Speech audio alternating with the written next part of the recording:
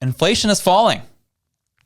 Prices are coming down, apparently, based on our finance minister here in this country, Chrystia Freeland, down to 2.7%. I'm excited as someone who has on a variable rate mortgage. Oh, does that mean more interest rates are going to get cut here soon? Hope to see it. But we all know lots of fugazi these days, a lot of smoke and mirrors. Now it's here, now it's not with this government. And we want to know what this 2.7 number actually means, and is it hopeful for us? We've gotten into it. Reg has specifically gotten into it, so hit us up. Yeah, so one of the things that I think that we need to dispel is this idea about things coming down. So the only thing coming down is the actual inflation percentage. And so what's happening, and I noticed this in a couple conversations I tested with before even coming on the show with a couple different people. They're like, oh, so does that mean that the price of food, groceries, things like that are coming down? I was like, no, unfortunately, I wish. When you see the change in inflation go from 2.9 to 2.7%, all that means is things aren't getting as expensive as quickly. They're still getting more expensive. They're still getting 2.7% more expensive this month than they were before, where they were at 2.9%. So that's also an average. So that's not actually like everything. So they have a basket of items that they include in that. So that's food, that's clothing, shelter. I'm trying to remember the other ones, but basically all the necessities of life they put in this basket. And then they have some discretionary spending items as well. And depending on the time of year too, they will swap things in and out for it too. Exactly. Which is subjectivity. Tell me again about truth. Anyway, the truth in this is that no, things are not getting cheaper in Canada. And I think that's kind of the misnomer that's happening right now when they're out there celebrating. They're like, oh my God, we went down from 2.9 to 2.7. Hooray. Inflation is coming down. So therefore life is getting better. It's like, no, life isn't going to hell as quickly. That is what we're seeing here. And so one of the things that I think was interesting was that I saw this actually come up on TikTok with a couple different commenters commenting on this exact thing, people thinking that it meant that life was getting cheaper, and it's not actually. And so one of the things I wanted to bring up is the fact that when you look at the things that are still on the rise, shelter is going up by 6%. So that's far outpacing the inflation. Yeah. That's almost double what the inflation rate is. And when we look at things that are, in the food category, so vegetables, dairy, eggs, all up. Essential food items to lead a happy, healthy life in Canada, all going through the roof. Luckily, if you're doing my kind of thing and trying to homestead a little bit, the reason why I was hands in the dirt all weekend is because I got a whole thing of manure and a whole thing of topsoil brought in so that I could actually garden and plant my potatoes and corn and veggies, because vegetables are through the roof and we're only seeing them get more expensive month over month.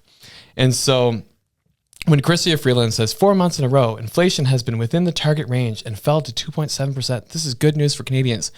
It's really not.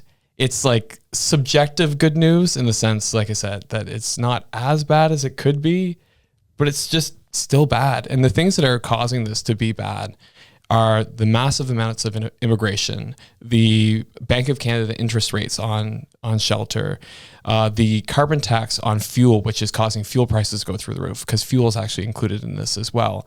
And so when we look at those key elements and then also throw on the massive amount of debt that the government is incurring in order to pay for all the ills of society that they're in fact creating, it's a downward spiral. And so it's concerning when I see messaging like this. And then you see a lot of liberal supporters, far left, like quoting this, touting this as the greatest thing since sliced bread. And it's like, no, actually, when you look at discretionary spending, it's down. So discretionary spending, say this word correctly so we don't get dragged, is your footwear, clothing, household items, household wares, things like that. The people aren't buying. Those are down because they just can't afford it.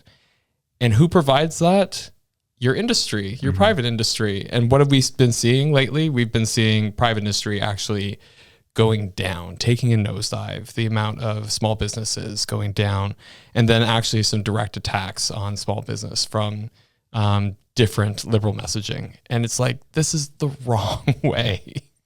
So it's concerning. And if I were you, I would be planting my vegetable garden and maybe looking into getting some chickens because it's about to get more expensive. Yeah, it's going to continue. And I think it's so easy to buy into that messaging. Even when you're kind of looking at it, quickly or kind of seeing it out in the regular world, like, oh, 2.0, it's coming down. It was at 4%. It was at 5%. It was at 6%. So there's 2 ways. That's a little bit better. But that means it still isn't coming down. If we really want to see a full revert back to where things were at pre-pandemic, that we need to see a negative 10%. We need to see a negative 6% of that in terms of inflation, right? Like that's what we need to see. Will we see it? Never. No. but this is like the low numbers. We're trying to get back to that 2% target. I was like, well, you already screwed it up, hitting close to 7% in inflation rate for months. So we're kind of screwed 6 ways to Sunday at this point, no matter what. And that's kind of the messaging of people kind of get misconstrued, unfortunately, through this type of stuff. Yeah, and the interesting thing too is that I'm worried about the Bank of Canada holding rates because we're still not at the 2%. I'm not quite sure what the banks are saying. Have you seen what the banks have commented? Yeah, dude. They're still sticking to rate cuts next month. Really? Still sticking to it. See, I think that the banks usually, they have a good nose for these things. So if they're sticking to rate cuts, then I would say that a good bet would be on rate cuts, but I don't know. I'm not hopeful just based on the way that this government has been spending money. Well, it's been a huge debate even amongst my friend group as well. Like a lot of people having the exact same mentality you are. And if I'm being honest, it's also an emotional reaction for me too. It's like, there's no way on God's green earth we're going to see any cuts happen the way things are going. But when I look at black and white paper and the big 5 banks, all 5 of them saying we're going to see rate cuts in June, it conflicts with me of like my emotions versus the facts I'm seeing on paper right now.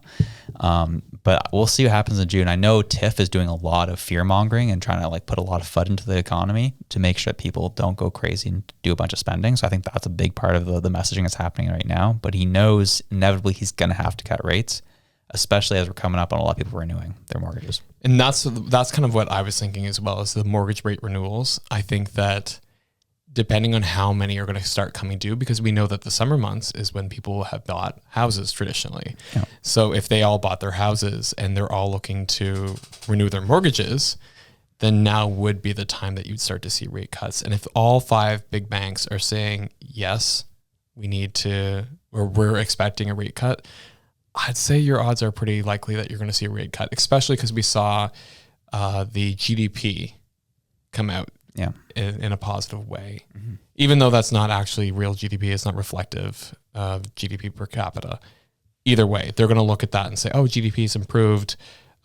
We brought inflation down by 0.2. So therefore, possibly a rate cut. And I think that to bet on the big banks would probably be a safe bet. Yeah, and no matter what, like they will use any stat to their advantage here, no matter how BS it is. And that's what we'll see here. As you said, like the GDP, just as a number, doesn't really mean anything, especially the way we've like artificially inflated our population here to make our GDP look better.